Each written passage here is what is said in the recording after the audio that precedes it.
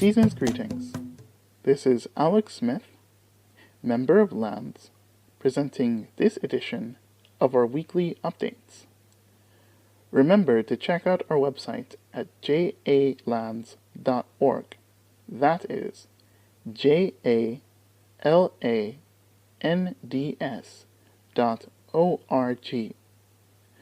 You can also follow us on Twitter at lands_JA.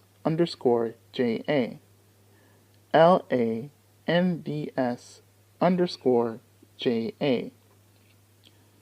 This week we will keep things simple with coverage of the recent UK travel ban. On the 21st of December 2020, the Ministry of Health placed an immediate 2-week-long ban on passenger flights into Jamaica from the United Kingdom to last until the 4th of January 2021. This ban is in response to the emergence of a new mutation of SARS-CoV-2, the virus that causes COVID-19. That mutation was first discovered by local UK health authorities the previous week. While not the first mutation, this recent one is alarming due to evidence of it being about 70% more infectious than the first, hastening its spread. It is not known whether this mutation is more harmful, and it is almost certainly treatable by available COVID-19 vaccines. The travel ban made an exception for 3 incoming flights scheduled to arrive up to midnight on the 22nd. Only one of those 3 scheduled flights landed on the island, the other 2 being cancelled.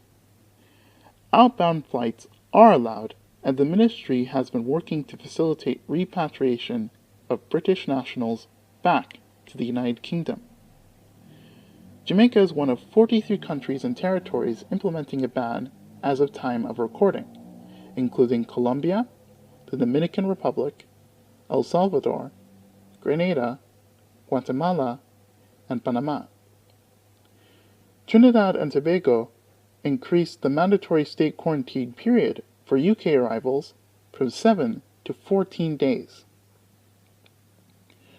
It is of note that on the 10th of March 2020, the Ministry of Health confirmed the first case of COVID-19 in Jamaica as being present in a patient who arrived from the UK on the 4th of March.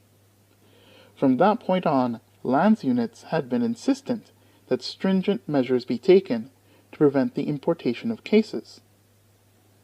Since most arrivals are typically from the United States and the United Kingdom, it was disconcerting that the government's initial travel restrictions and responses did not focus on these 2 countries. The government was quicker to expand its mostly Asian travel restrictions to France, Germany, and Spain than it was to actually place restrictions on UK arrivals, only doing so on the 13th. This is despite the only cases up to the latter date being associated with imports from the UK.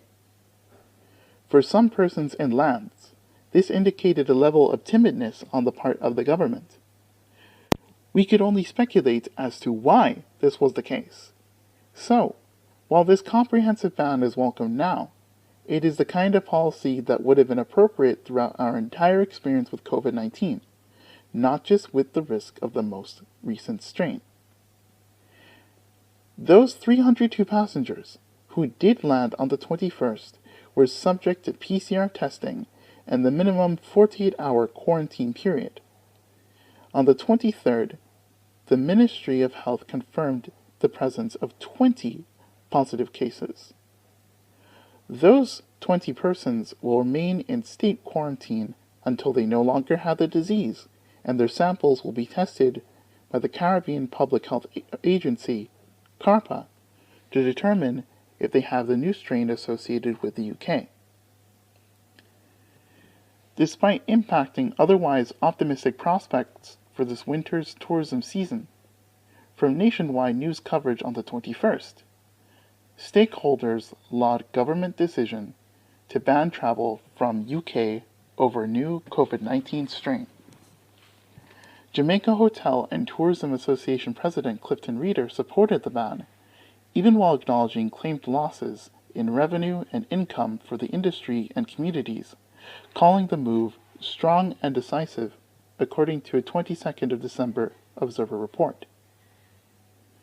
The ban on UK travel itself was also supported by the opposition.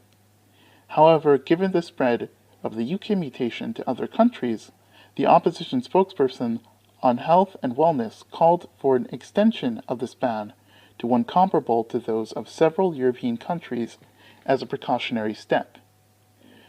The Netherlands, Denmark, and Australia are confirmed to have cases with the UK strain, and South Africa has its own local strain.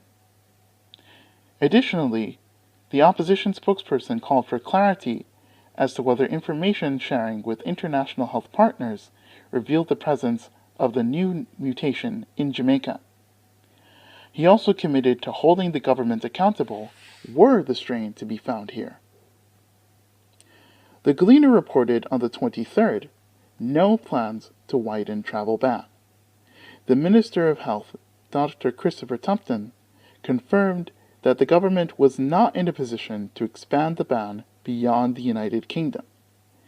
He begrudgingly responded, basing it on a lack of advisement from the ministry's clinical team to implement such bans and the need to craft policy based on science. Typically, there are much fewer arrivals to Jamaica from the Netherlands, South Africa, Denmark, and Australia than, say, the United Kingdom, due to distance, higher demand for other tourism destinations, and smaller Jamaican diasporas in these countries. We must also acknowledge that neither the minister nor the opposition spokesperson have commented on developments in Nigeria, despite a new strain, distinct from the UK one, emerging there. This unfortunate news comes the same week as the first direct flight from Nigeria to Jamaica.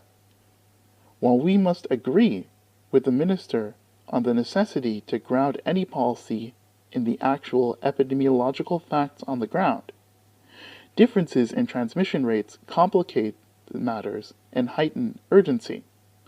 So we cannot take a dismissive stance on what the opposition spokesperson has to say. This new situation, with several strains active worldwide and new ones being quickly discovered, calls for a more proactive approach. As of time of recording, Jamaica has had 12,597 confirmed COVID-19 cases, 2,412 of which are active. 294 persons sadly died of COVID-19 related complications, and 23 deaths are under investigation. Signing off now, this has been Alex Smith with your weekly updates. Thanks for listening.